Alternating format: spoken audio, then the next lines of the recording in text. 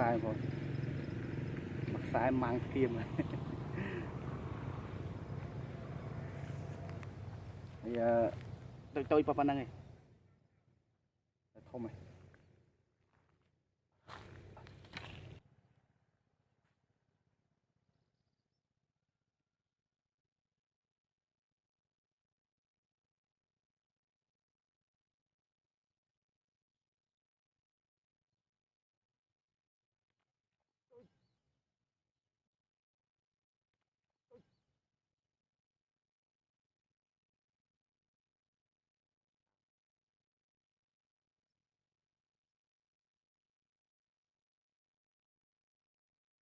Việt ôi về nào Việt ôi nhưng cũng mà buồn đây đi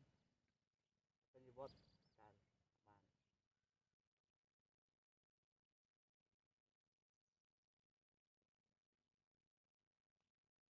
bàn mấy Việt ôi nó xiêm